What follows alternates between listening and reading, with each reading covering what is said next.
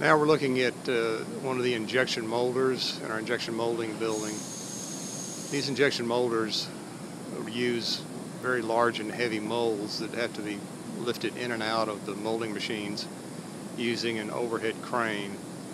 And the square column that you see in the foreground there with the yellow paint on the bottom 4.5 feet or so is part of the crane. That is not part of the building.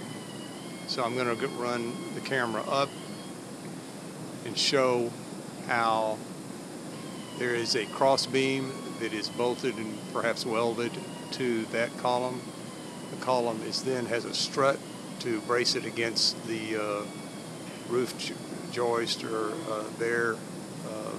or rafter or whatever you want to call that, which is bolted to the rafter. It's not welded to the rafter.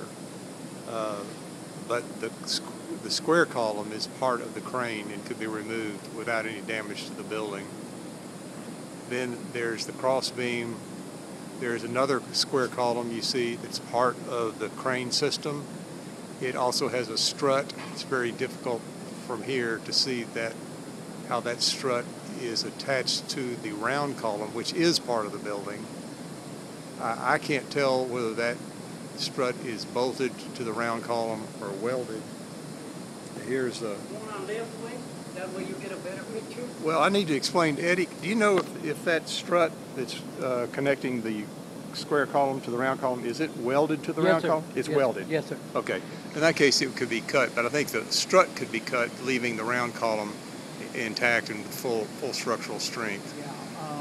So This is bolted up here. but we'll come back. So that's how the overhead cranes are done. They're almost independent of the building.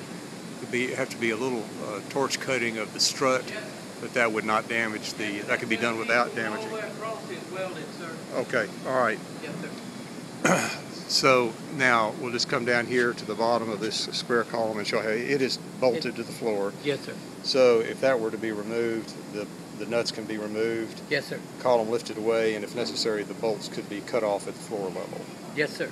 Okay, thank you. And